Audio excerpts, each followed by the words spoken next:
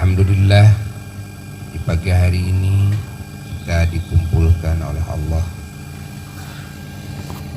di majelis yang mulia, majelis ilmunya Allah, majelis zikir, majelis sholawat, majelis doa, dan kita semua saat ini kita hendak berdoa berjamaah, memohon kepada Allah Jalla Jalaluhu wahdah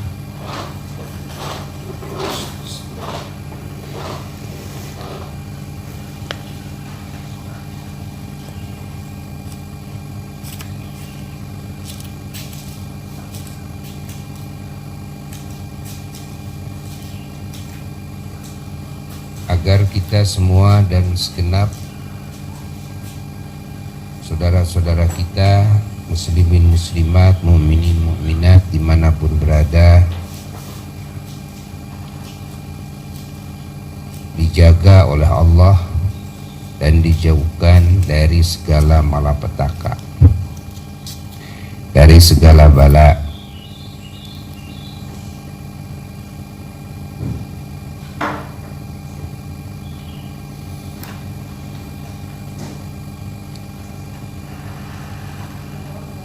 Wabil khusus bala yang diturunkan oleh Allah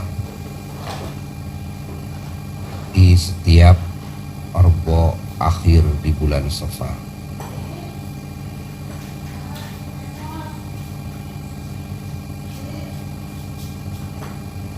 Lalu oleh Allah Subhanahu wa ta'ala dibagi dalam 1 tahun ke depan.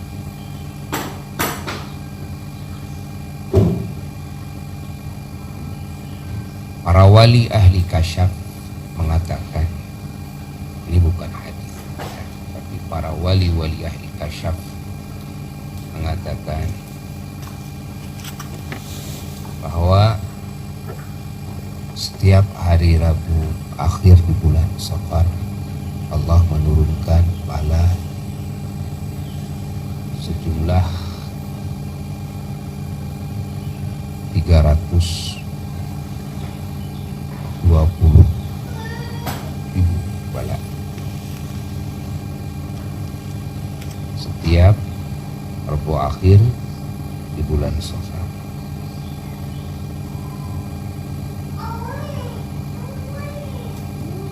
Lalu para aulia Allah memberikan ijazah doa pada kita semua.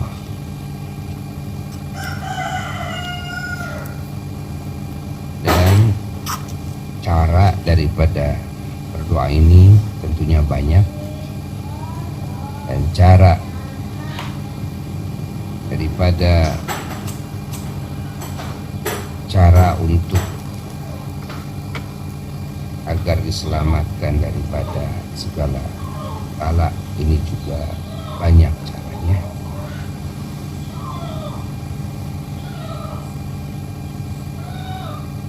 Di antaranya, kalau kita mau terhindar dari segala bala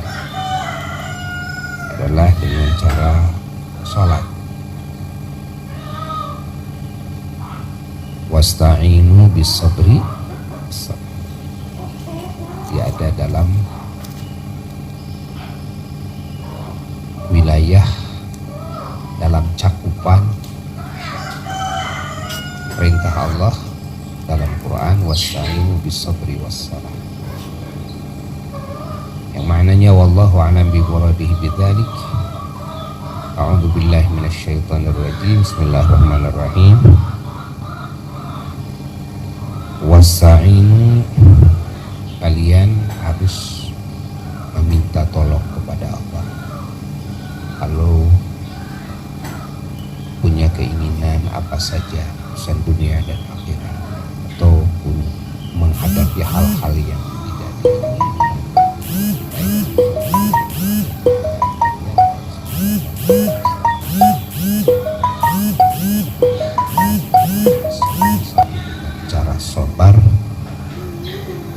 salati, dan kedua dengan cara salat.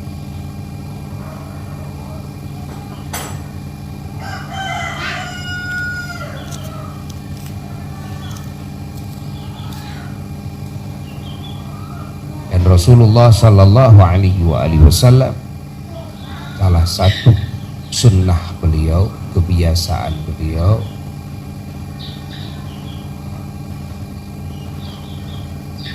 amalan beliau, cara beliau ketika menghadapi hal yang menimpa beliau, baik yang membahagiakan beliau maupun yang menyedihkan beliau, kan? Atau apa saja yang menimpa kepada beliau, badaro ila shalah, beliau segera sholat, segera sholat. Para ulama mengatakan bahwa sholat di sini adalah sholat sunnah. Sholat sunnah tidak ditentukan bilangan, tidak ditentukan waktunya, ya, kecuali yang ditentukan oleh Rasulullah SAW. Jadi sholat sunnahnya adalah sholat sunnah mutlaqah. Di dalam fikih, di dalam syariat Islam, salah satu jenis sholat sunnah itu ada yang disebut dengan sholat sunnah mutlaqah, ya, sholat sunnah yang tidak diikat dengan waktu, tidak diikat dengan bilangan, tidak diikat dengan tempat. Di sholatnya sholat sunnah.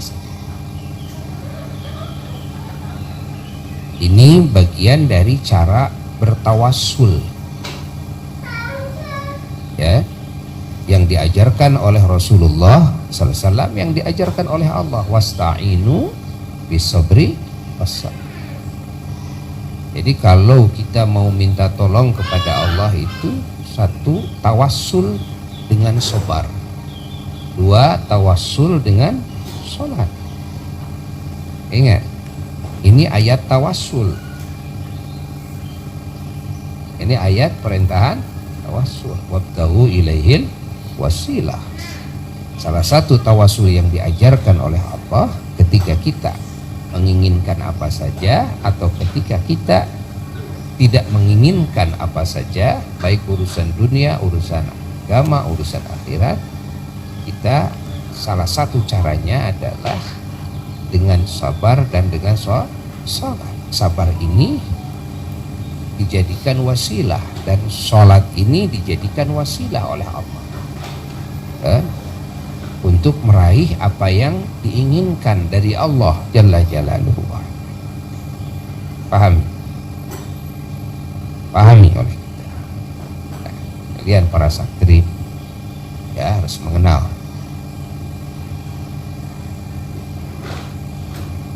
secara mendetail, harus mengenal,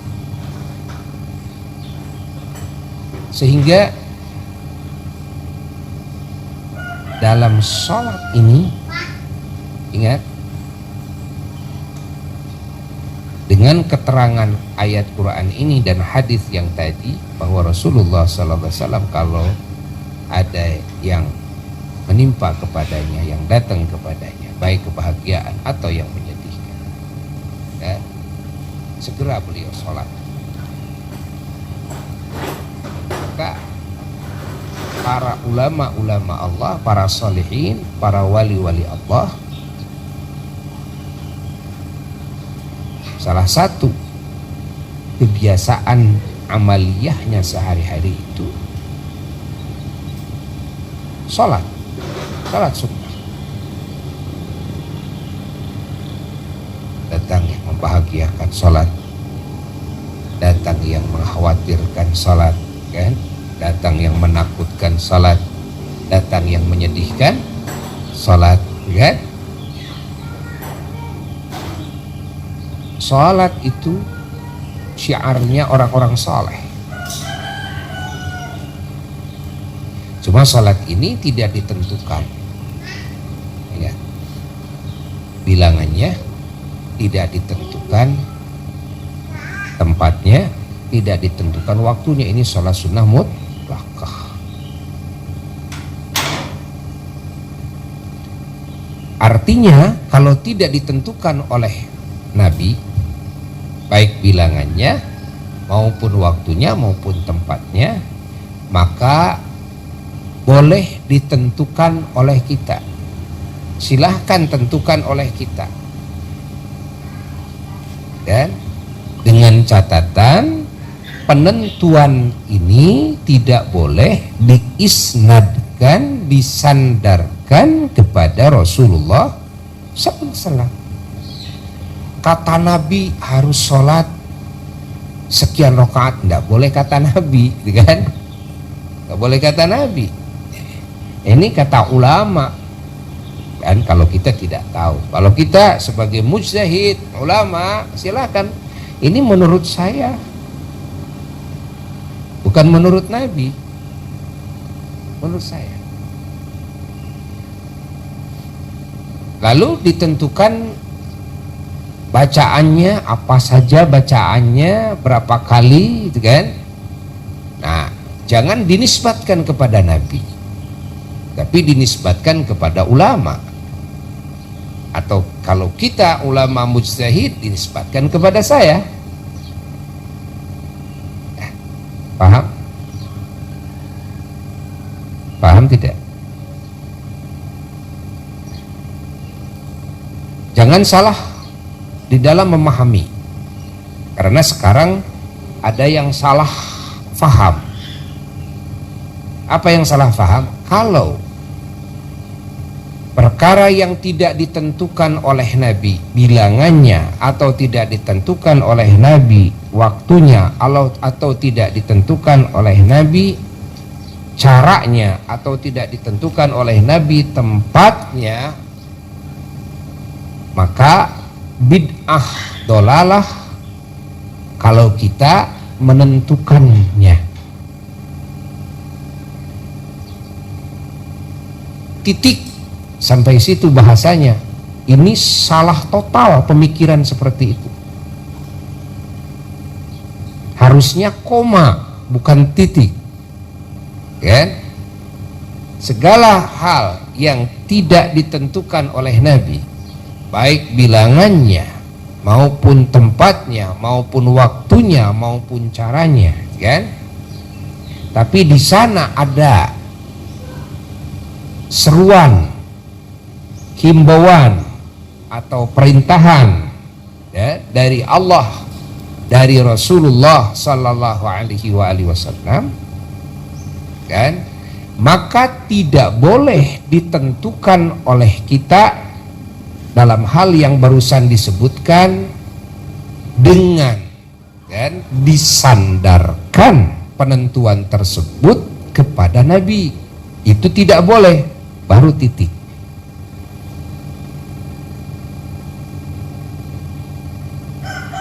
Pahami oleh kita. Karena kalau tidak boleh ditentukan oleh kita, kan, maka tidak mungkin kita bisa melakukannya tanpa ditentukan oleh kita. Tidak mungkin, bagaimana kita melakukannya? Contoh, Allah Subhanahu wa taala memerintahkan baca Quran kepada kita. Faqra'u ma tayassara minal Quran. Baca Quran yang bisa kalian. Diperintahkan baca Qurannya, diperintahkan. Lalu diperintahkan juga fadhkurullah, kan? Kalian harus zikir kepada Allah. Diperintahkan oleh Allah, diperintahkan oleh Allah. Lalu diperintahkan sedekah, diperintahkan oleh Allah Ta'ala. Ditentukan tempatnya? Jawab. Ditentukan waktunya? Ditentukan kaifiyahnya? Ditentukan bilangannya? Tidak. Tapi perintahannya ada. Ada perintahannya. Bagaimana mungkin kita semua bisa melakukannya tanpa ditentukan oleh kita?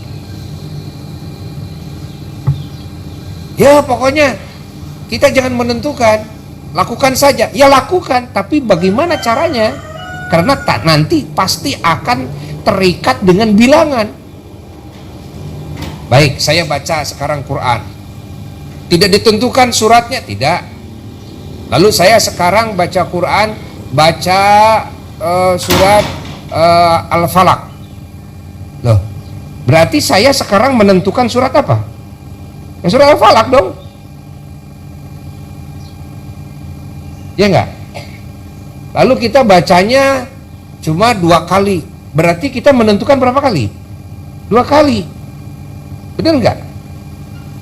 Lalu kita bacanya, saya mah bacanya di motor saja. Berarti kita menentukan di mana? Di motor. Benar enggak? Tuh. Pahami oleh kita. Ya kan? Pahami oleh kita. Ini yang sering salah paham. Karena tidak paham kepada usul fiqih, tidak paham kepada nas-nas Quran, nas-nas hadis. Ya, baru tahu keterangan tapi tidak paham. Yang mana pada akhirnya kalau kita mau melakukan pasti kita harus menentukannya. Sedekah diperintahkan oleh Allah, ditentukan gak berapa jumlahnya? Ditentukan gak harus dengan uang atau harus dengan beras atau harus dengan buah-buahan atau harus dengan, ditentukan gak? Ditentukan gak di mana tempatnya? Ditentukan gak bagaimana caranya? Apakah caranya harus dikasihin oleh kita langsung atau dikasih besek atau dikasih dus atau ditransfer atau disawerkan gitu kan? Nah, ditentukan nggak? Ya nggak ditentukan. Tapi kita harus melakukannya. Ya, kita harus melakukannya. Coba bagaimana kita melakukannya tanpa kita menentukan? Mau tidak mau, akhirnya kita harus menentukan. Pagi ini saya mau sedekah. Siapa yang menentukan pagi ini? Saya mau sedekah 5.000 rupiah. Siapa yang menentukan 5.000 rupiah? Saya mau sedekah dengan uang. Siapa yang menentukan dengan uang? Saya mau ditransferkan sedekahnya. Siapa yang menentukan ditransferkan? Rasul apa saya? Saya. Tapi Rasul menentukan tidak. Apakah ini menjadi bid'ah? Dolalah? La.